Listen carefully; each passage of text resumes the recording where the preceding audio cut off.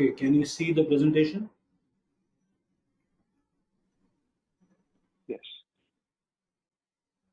Yes. Okay, I think this is where we stopped, right? We just finished combinational circuits, and we were going to start sequential circuits, if I remember it correctly.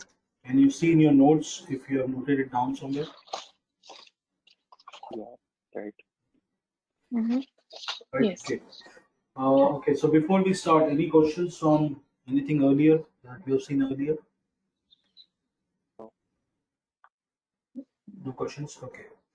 So till now we saw how do we model, how do we create models for combination circuits using Verilog. The modeling could be structural modeling or it could be behavioral modeling. Behavioral modeling also includes data flow modeling using continuous assigned statements. So this section will see how to model sequential circuits using Verilog. So sequential circuits, as we know, the output is dependent on input and some aspect of memory.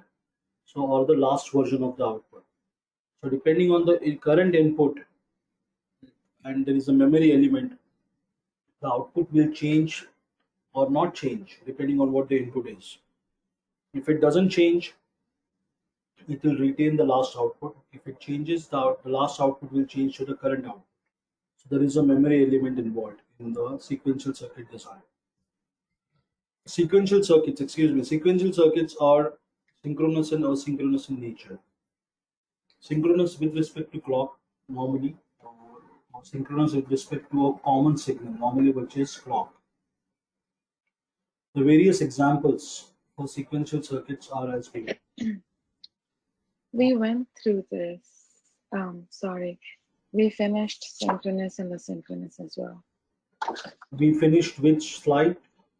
Do you Mm-hmm. remember which? We finished this one. The last one we did was the D-latch with asynchronous reset.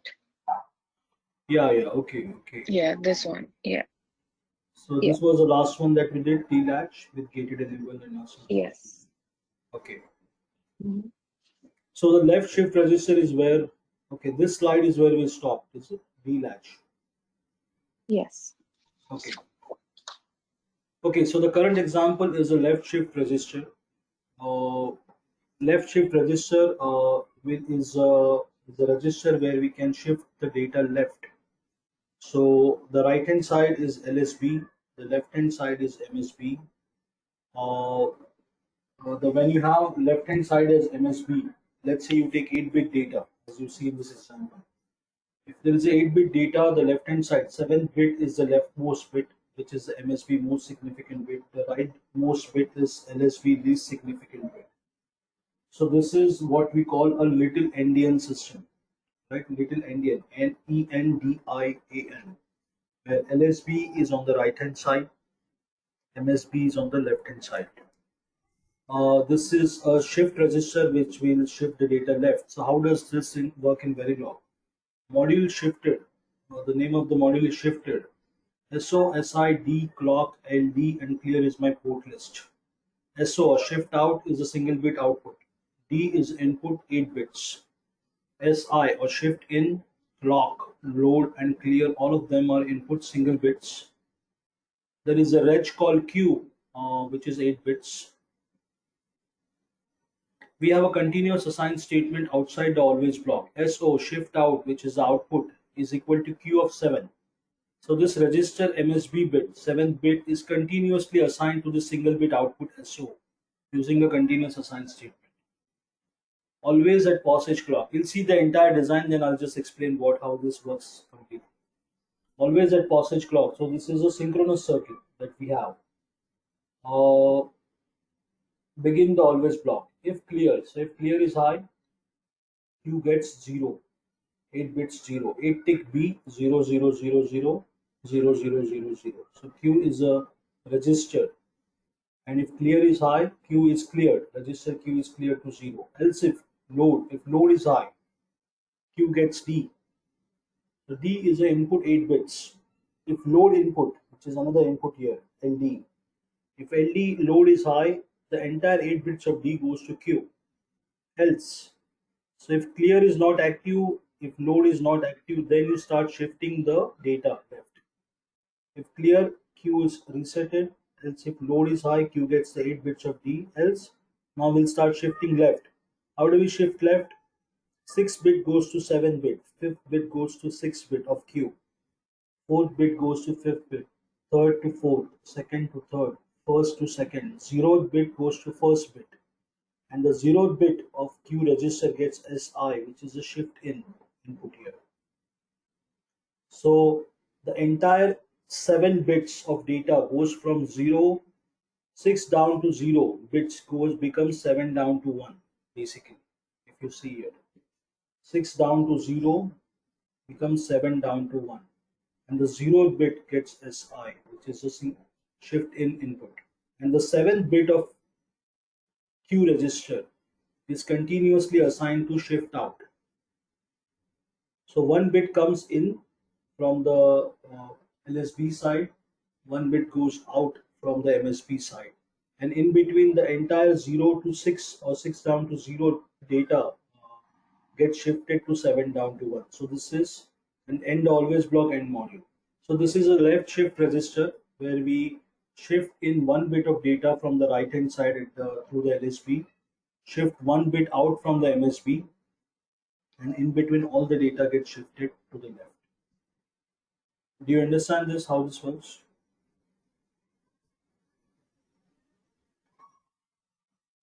Yes. Yes. Yeah. So you can note down this example. This will be another example you can try out where you can write. This is a working example, so you can write a test bench for it and you can try it out.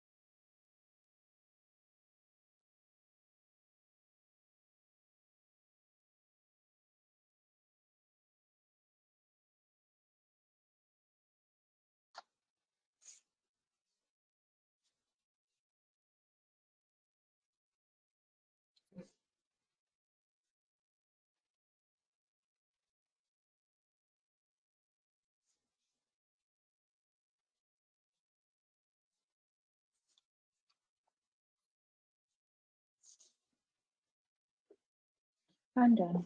Done. Yeah, I'm done too. Okay. Next example is a counter.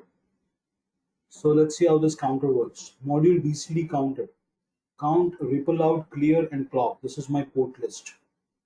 Out of which count is the output port 4 bits. Ripple out is the single bit output port. Clear and clock are single bit input ports. There is a reg called count 4 bits with the same name as count because I'm going to assign this count register inside the always block. Assign. There is a continuous assign statement. Assign ripple out is equal to count equal to 4 tick B1001 question mark 1 colon 0. So this is a conditional operator. If count is this value, check for count equal to 4 tick binary 1001. If count is this value, 1 gets assigned to ripple out. Else 0 gets assigned to ripple out. Count is not this value, 0 gets assigned to ripple out. So I will come back and ask you a question regarding this shortly. Always at passage clock. This is the sensitivity list. Passage clock, everything works with respect to passage clock. So I have a synchronous design. Begin the always block. If clear is high, count is reset to 0. Count gets 4 tick binary 0000.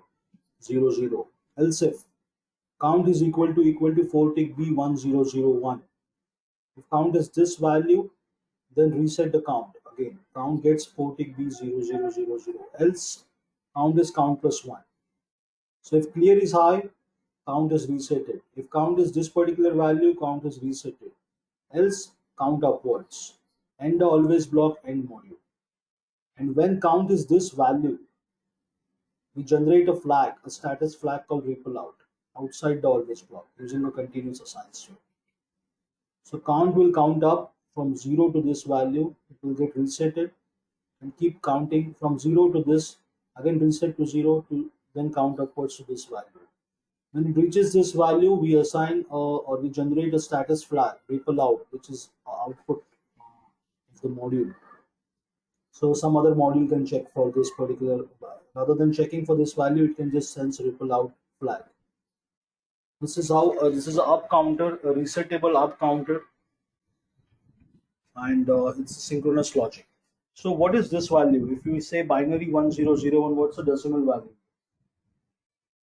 Equivalent decimal value.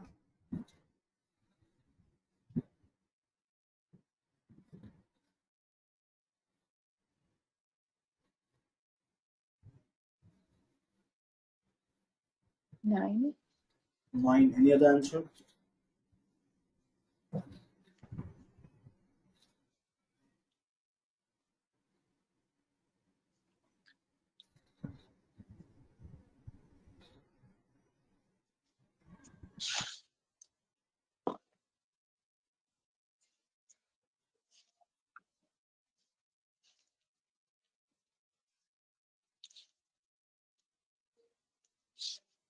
Yeah, it's 9.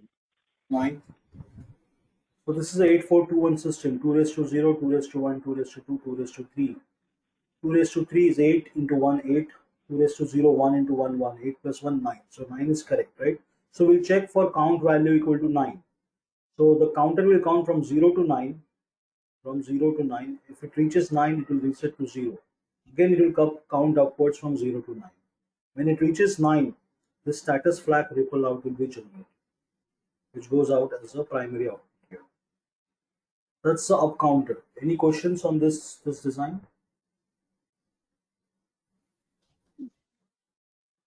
No, no. No. Yeah, please note it down so this can be another example that you can try out in simulation.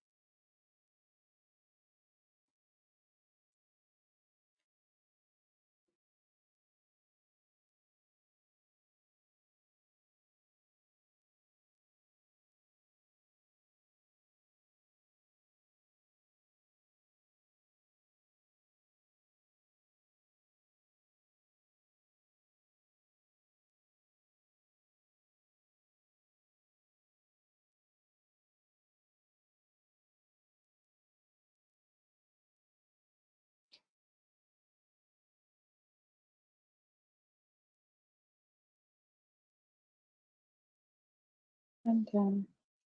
Done.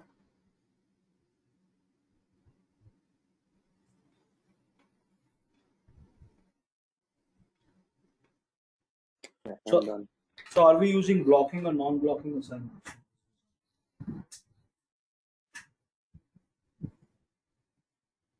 Non-blocking. Non-blocking. Why is that?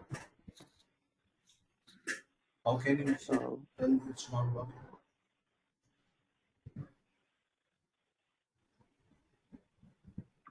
all of them are using less than equal to. Right. So angle equal to is a representation of non-blocking assignments. As you see here for count, non-angle equal to angle equal to angle equal to. If it was just equal to, it was blocking assignment. If it was angle equal to, it's non-blocking assignment.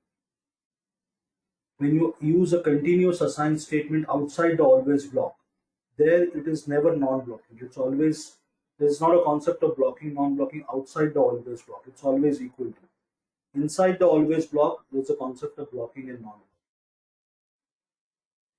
Okay, so okay, next section is so the sequential circuits section we saw how to model flip-flop, D flip-flops, D latches, which is what you should avoid for FPGA design, any kind of latch. Then how to design a register, uh, a synchronous register with possibly synchronous or asynchronous clear signals, synchronous or asynchronous reset clear, and what was the other one? We saw a couple of them. So anything with respect to clock will become synchronous. Anything without clock reference will be asynchronous in your circuits. And after normal registers, we saw shift registers. Then we saw counter design. So that is the part under sequential circuits. Now we will see how to model FSMs, finite state machines. If you remember FSMs, there are two types of FSMs, Moore FSM and Mealy FSM. Moore FSM is a type of FSM where output is dependent on current state only. Mealy FSM is a type of FSM where output is dependent on the current state and the input value. So Moore and Mealy, two kinds of FSM. We'll see how to model them using Verilog. This is an example of a Mealy FSM. Module Mealy, in1, into, clock, reset and out. This is my port list. In1, into, clock and reset, each of them is input port single bit. Out is output port single bit. There is a reg called current state, next state and out. Out is basically for the output port. When you work with FSMs, you'll always have this current state and next state logic. We'll see what that is. Always at passage clock. If reset, current state is 0, else current state gets next state. The second always block. Always at in1 or into or current state, which is generated in this always block. Begin the always block. Case current state. When current state is 0, begin the 0 state. Next state is equal to 1. Out gets 1 tick B0. So out is 0. When current state is 0, next state will be 1. Out gets 0. 1 tick B. End this current 0 state. When current state is 1, if in1 is equal to 1 tick B1, begin the if statement. Next state will be 0. Out will get into. Into is the input here. Out will get into. End the if statement. Else begin. Next state is equal to 1 tick B1. Out is equal to not into. This is the inversion sign. Out is equal to not into. End this else statement. End the case. End the always block. End module. So what we're doing here is current state and next state are part of state machines. If you remember, a state machine can be represented by a state table, state diagram or a state table. In a state table, we have current state and next state. Current state is always calculated in a separate always block. And in the current state calculation, the next state is calculated in a separate block, a separate always block. So in this always block, next state gets assigned to current state, and that current state is is part of the sensitivity list in the other always block. So this is a very common setup that you'll have. To calculate the current state in one always block based on the next state, and calculate the next state in a separate always block based on a current state. Always the second always block sensitivity list is in one, into, and current state. In one and into are inputs here.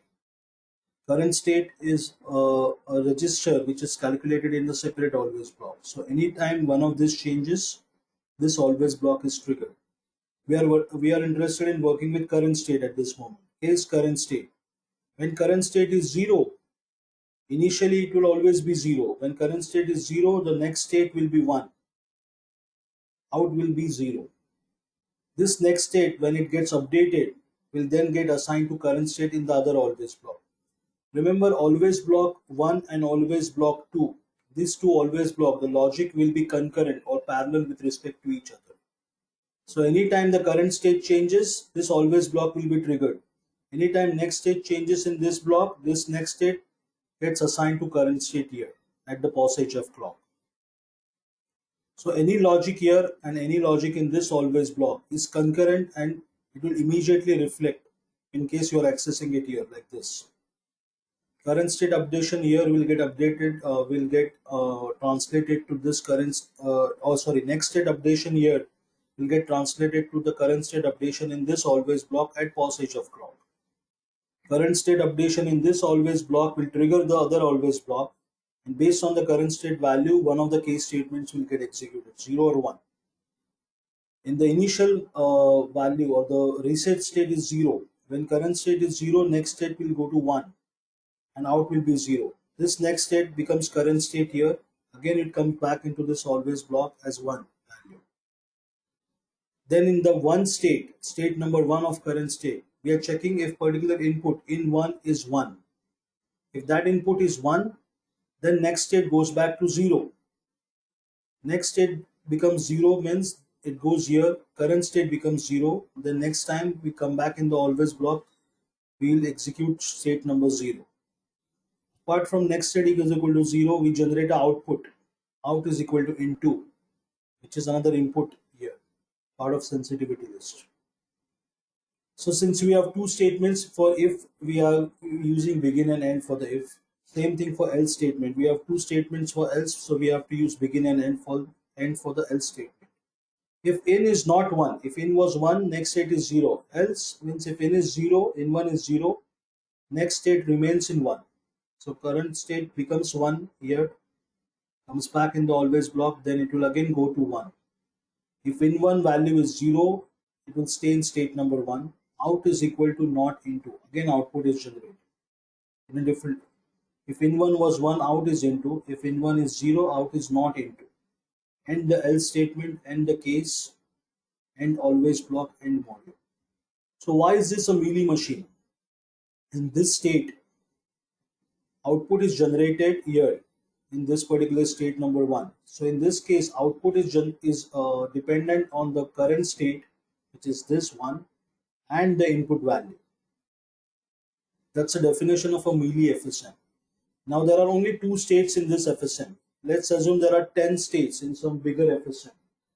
Even if one of the states, the output is generated with respect to current state and input value, it becomes a melee FSM.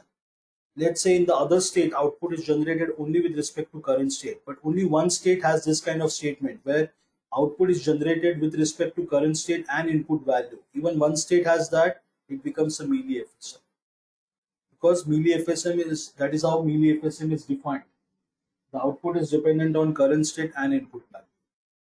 So in case number 1, here output is generated on based on current state and input value. That's how melee FSM is defined, and this is how current state next state logic will work, and the outputs will be generated. Is it confusing? Do you understand this?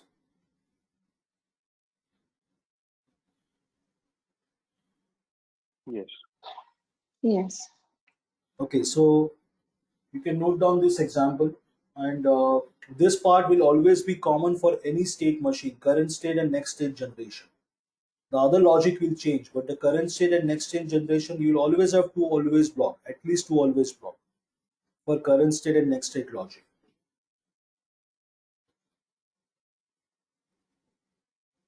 So yeah, please go ahead with noting down the example.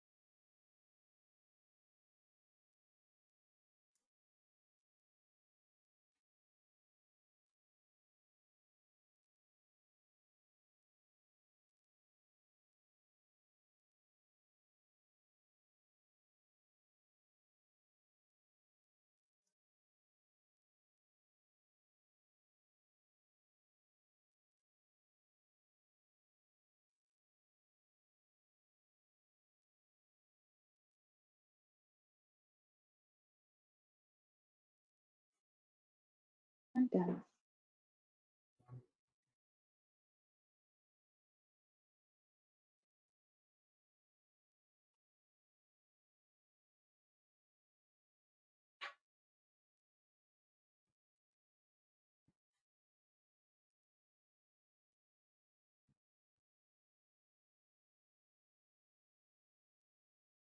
Done, Anirudh? Yeah, 1 second.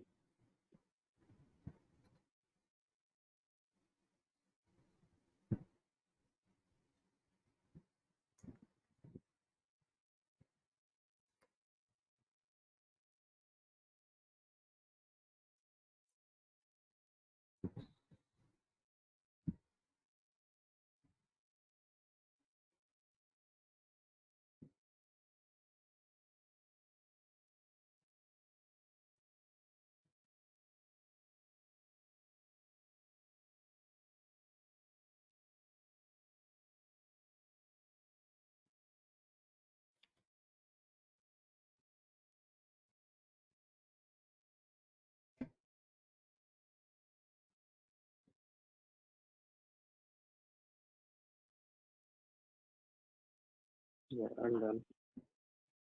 Okay, so what is one change you can do in this design? Blocking to non-blocking. Sorry? Blocking to non-blocking. Yeah, so you can do that change. Always use non-blocking assignments where we have blocking in this case, but you should use non-blocking assignments in your design. Okay, next example is a mood FSM. We saw melee FSM, we'll see mood FSM. Module mood in one into clock reset out. This is my port list. In one into clock and reset, each of them is single bit input ports. Out is a single bit output port. We have a reg called current state, next state, and out. Three different registers. This out is for this output. Current state and next state logic will be similar. Always at passage clock. If reset current state is 0, so it starts with 0. Else current state gets next state. And that next state is calculated in the other always block. The other always block is sensitive to into input or current state. So these are two signals in the sensitivity list. Anytime any one of these changes, the always block is triggered. Begin the always block. case current state. When current state is 0, begin next state gets 1, next state becomes 1, 1 tick B1, out becomes 1 tick B0. So 1 bit binary 0 is out, the next state becomes 1 bit binary 1. And the 0 state. State number 1, when current state is 1, begin. Next state is 0, out gets into. End always, end is one state number 1, end case, end always block, end model. So what we're doing here is output. The output is generated in state 0 and state 1. So in both cases, output is dependent only on current state. We are not checking for any input conditions here, neither here nor here. So output here and output here is dependent only on the respective current states. That's why it is a Moore FSM. If in any one of these states we were checking for the input value and then assigning the output, in that case output becomes dependent on the current state and the input value. Since in this case output is dependent only on current state, it remains and becomes a Moore FSM. Yeah, so this is how Moore FSMs are defined. Whether you have two states or even more states, any one state checks for input value and assigns output, it becomes a Mealy FSM. All states, wherever outputs are generated, the output should be generated only with respect to current state. Only then it's a Moore FSM. So you can note down this example also. Here also you'll have to write non-blocking assignments.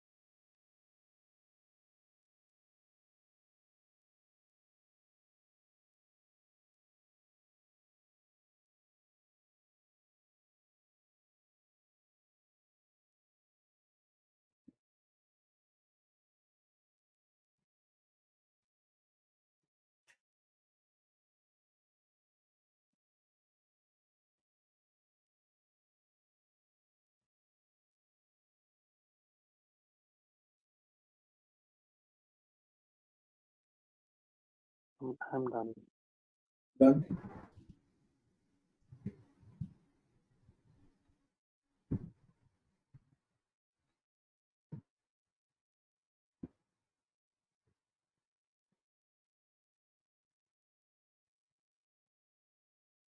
I'm done as well. Okay, so I'll give you a task, small tasks that you can do at home. Design a vending machine. Okay, using FSMs. You can use any FSM, Moore or Mealy, doesn't matter.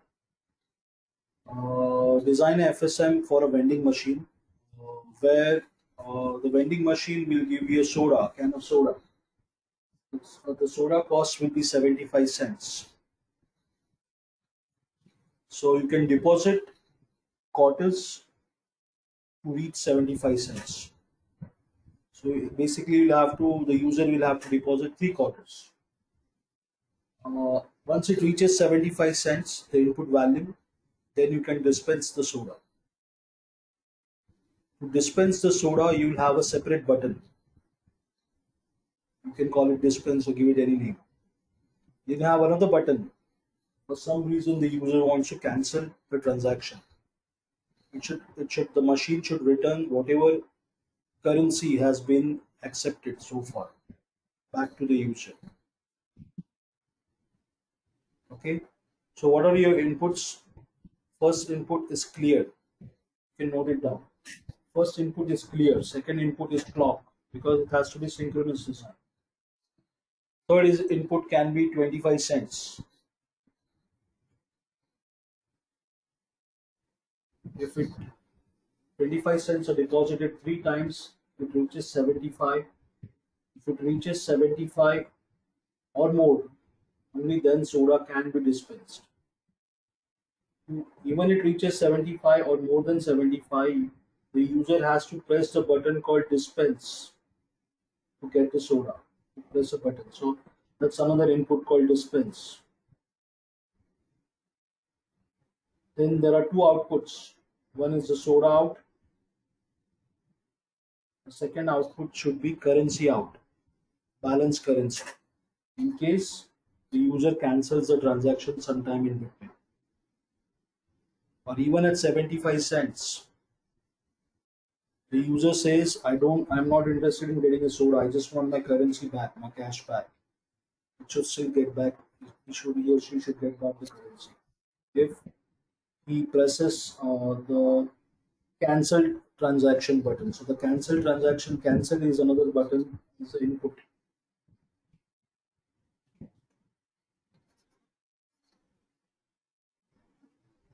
So clear is one input, clock is another input, 25 cents is third input.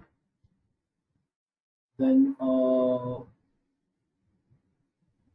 25 cents, then dispense is another input, cancel transaction is a fifth input.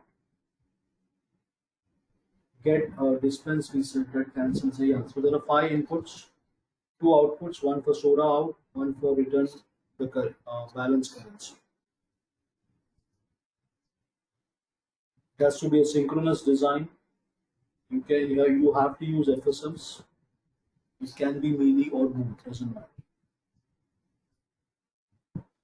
Along with the Verilog design, you can note you should create a state diagram, which, if you remember, was a bubble and arrow diagram that we saw, circles and arrows, and you should clearly denote which is the reset state in the in the state diagram. Where does the FSM starts? Show that reset state.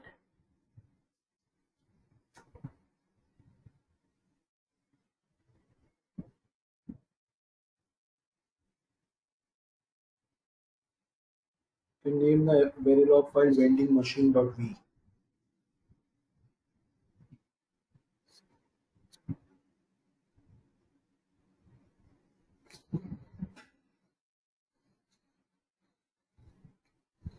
You don't have to simulate that design. All you have to do is create this the design like this and share that next time. Will you be able to do it next time, or should we do targets Friday? Friday's lecture.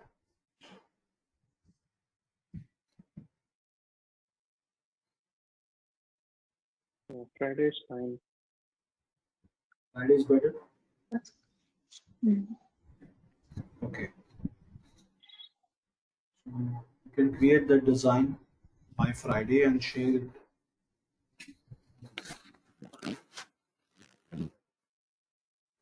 Okay. Any other questions related to what we have seen so far, or this current vending machine example? Have you understood what needs to be done? Any questions regarding that?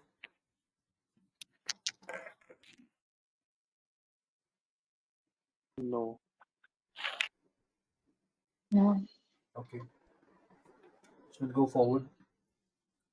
How do you model a memory in Verilog? That's one thing. That's how do we do that? Module memory, data, address, read and write. So okay, before we start with the memory design itself, how does a memory work? What are the basic things that you have to define for a memory as far as digital logic goes?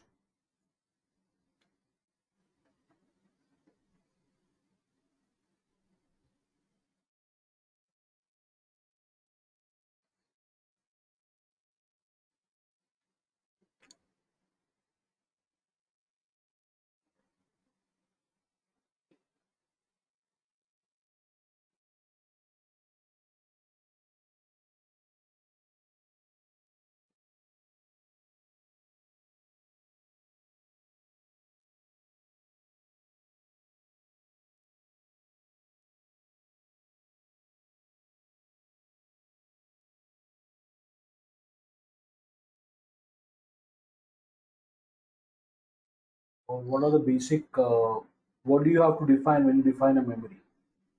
Let's say I'll give you example. Let's say I want to design a 8 kilobit memory, 8 KB memory. So how will you define this memory?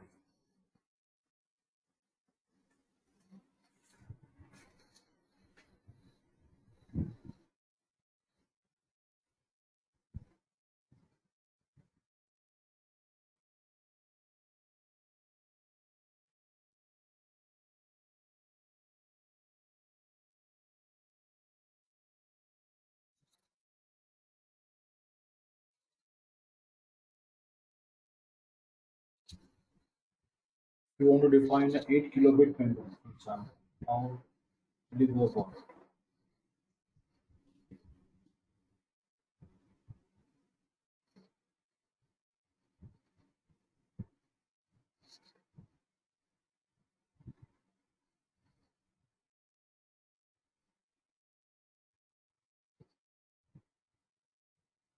You recall we did this in the digital logic section, differential section.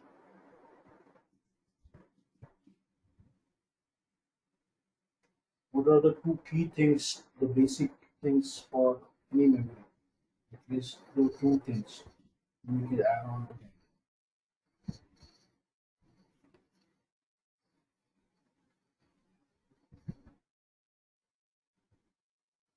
No? Hello? You guys still there? I Yeah. I thought I lost the connection there for a second. Mhm. Okay, so when you define a memory, you always have the depth of the memory and width of the memory.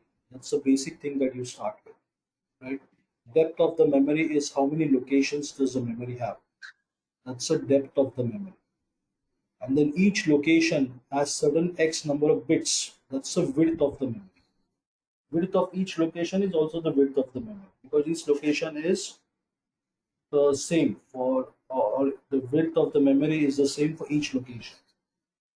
So if I want to define an 8 kilobit memory, 8 KB memory, how will I go about doing that? One example could be, let's say I have 1000 locations. So my depth of the memory is 1000. I have 1000 locations. Each location is 8 bits. So width of the memory is 8 bits. Each location 8 bits, 1000 such location, 1000 into 8 bits will give me 8 kilobits of memory, right? So that is how I can define a 8 kilobit memory. Now to make the memory work, there are there are two transactions that I'm going to do with, or anybody does with any memory. One is reading from the memory or writing to the memory. Obviously, the memory are of two kinds: ROM, read only, and read write. We are considering a read write memory where I'll read from the memory and write to the memory. So I need to perform two transactions with the memory: read from it and write to it. So I need a control signal to control read or write operation. Normally, that control signal is called read write bar. When it is high, it's a read operation. When it is low, write bar, it's a write operation. Same control signal. You can have two different signals, but if you want only one, it will be read write bar. In this case, it's two separate signals, read and write. So, we defined the depth of the memory, we defined the width of the memory, we defined read write bar to control the read or write operation. Now, what am I going to read from the memory or write to the memory? Data. So I need data. Data should be the same as the width of the memory. In this case, it's 8 bits. The width is 8 bits. So data should also be 8 bits. Because I need to read the data from the memory, some particular location, or I need to write this 8-bit data to the memory, a particular location. So the data is defined. Now there are 1000 locations in the memory. So I need to access one particular location from the memory. So I need to index the memory. How do I index the memory or how do I define a location? I need to use address lines for that. Right? I need to use address to access one particular location because that's how you do. You read from one particular location of the memory or you write to one particular location of the memory. How do I access one particular location using address lines? To index or to define 1000 locations, how many bits of address lines will I need? 1000 locations. Can you calculate or guess?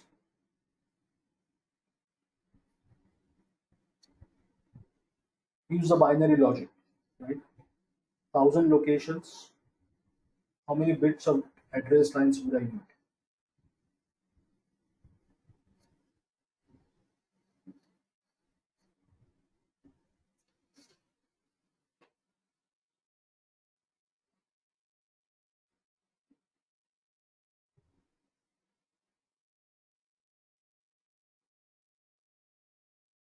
5, 6, 7, 8 bits more.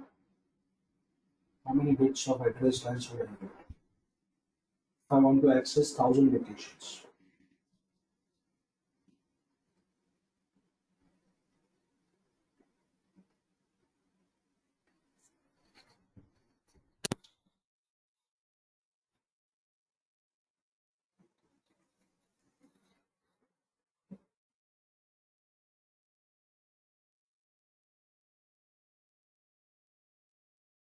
10, Sorry, 10, 10, yeah. So 2 raised to 10 will give me 1024.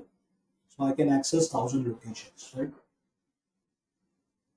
So I need 10 bits of address lines. If I have 10 bits of address lines, I can access 1000 locations in an efficient way.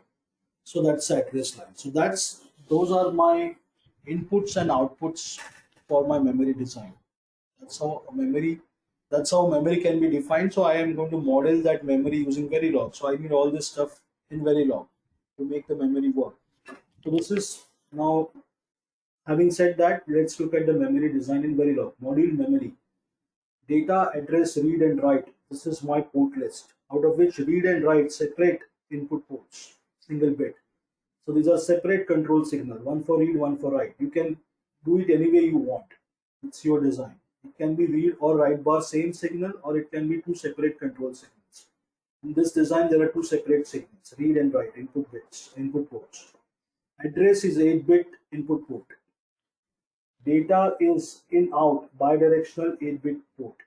Bidirectional data port means the same port is used for reading the data from the memory, and the same port will be used for writing the data to the memory. That's why it's in out means bidirectional.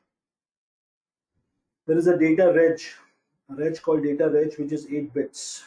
And this is where the memory is defined. Reg 7 down to 0 memory, 0 to 8 tick HFF. FF means 255.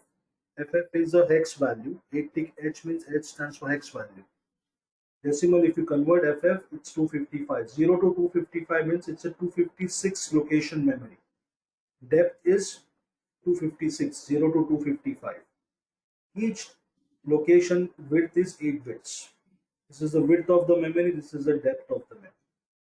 The name of the memory is memory. You can call it anything you want. Read 7 down to 0 memory, 0 to 8 tick HFF. This is how I define a memory. Now there is a parameter called load file. It is pointing to a text file, something.txt. Then there is an initial block. $read mem b load file memory. So we'll see what this is. $read mem b is a system task which is related to simulation. Also, it is recognized by synthesis tool for initial value assignments. $read mem b stands for $read mem b. B is for binary. So load file, which is pointing to the text file, will have various values in binary format, 8-bit binary format. 00000000, 00000001, 00000010, for example. 8-bit values separated by commas or spaces. We can have a text file with those values, and from that text file we will take the values, binary 8-bit binary values, one by one and store them in individual locations of the memory. How many locations do we have? 256. So you can have 256 binary values in the text file. And this task, system task, which is like a function, we'll see what that means in the next section, will load from that text file. Those values will be loaded into the memory. So this is what we're doing, is initializing the memory. Anytime you work with a memory, you always have to initialize it to some value. It could be 0, it could be all zeros, all ones, or any other combination. But you will always have to initialize the memory with some value. How do we initialize the memory? Using this concept. Declare a text file with a parameter, use the system task. This is also supported by synthesis, by the way. From this text file, the binary values goes into the memory. So initialization part is done. Assign data equal to data reg. This is a continuous assign statement outside the always block. Data reg is getting assigned here. And that value goes to data, which is the output port. In out, so this is the out direction here. Always at passage clock. This is a synchronous logic. Begin the always block. If read is equal to 1, if you want to perform a read operation, if read is 1, begin. So where are we reading from? This address of the memory. So use this address as an index. From that location, extract the value and store it in data reg. And the if statement, else if read is 0, if write is 1, then the data value goes to that particular location of the memory. So we are writing this data value to a particular location within the memory, pointed by address value. Else, there is no read, there is no write. So the data reg will be tri-stated. Data reg gets 8 tick HZZ. So 8 tri-stated values, 8 tri-state bits. Data reg will be tri-stated. And else. And always block end module. Whatever this data reg will get assigned to data output outside the always block on a continuous basis. So depending if there is a read operation, we'll read from the memory from a particular location. If the write operation needs to be done, we'll write to the memory the data value, a particular location, address pointed by address. Else, data reg gets tri-stated. This data reg goes continuously to data out. This is how memory can be modeled using Verilog. Here we are using a behavioral modeling behavioral modeling method for modeling. So any questions? Do you understand this? Any questions you have for memory modeling? No. No. You can note down this design. You can try out memory design.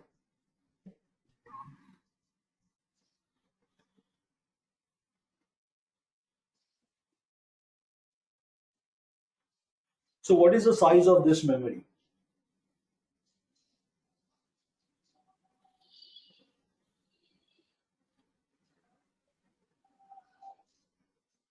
So before you note down, can you answer that? What is the size of this memory?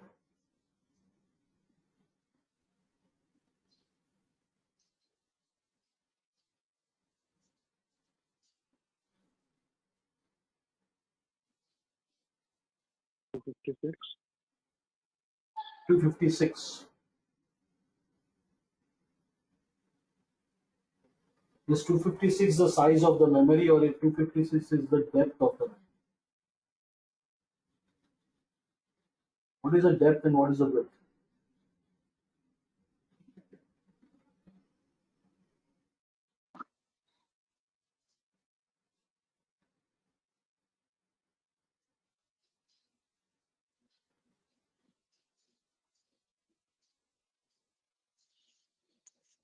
Eight bits is the size of the width of the memory, and 256 is the depth of the memory. So the size of the memory will be Uh, 8 bits. 8 bits. How is the size Am of I the memory confusing? defined in that case? So in general, if you want to have an equation of sorts, what will be how will the size of the memory be?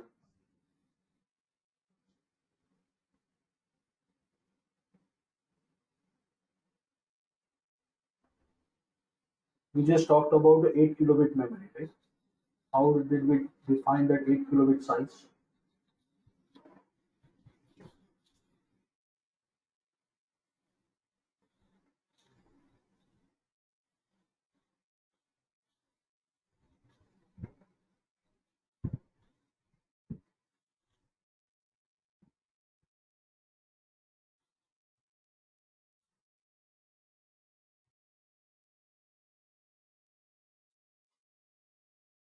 The 8 kilobit memory that we discussed was 1000 location, depth was 1000, each location was 8 bits. So depth into width will give me the size of the memory,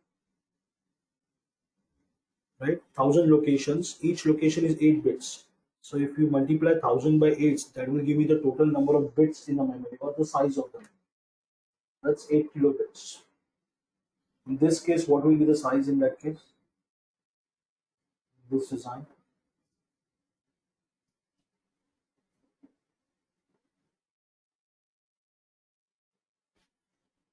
The depth is 256. The width is 8 bits. 256 by 8 will give me roughly a 2 KB memory. Right? We approximate the value. So it will give me a 2 KB memory. It will be slightly more than, it will be 2048, I think. So it will be a 2 KB memory. 256 into 8 bits. Give me a 2 KB memory. Because you have to know how much memory you have to define. As a designer, you have to know how much memory you need. Based on that need, you will define the memory size. And based on the memory size, you will define what is the depth and the width of the memory. Typically, width will be defined for you because the data port is common for throughout your design. So not only for the memory but other ports.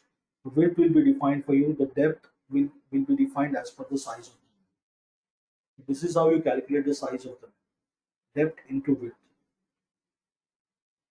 In this case, it will be 256 into 8, which is approximately a 2 KB memory.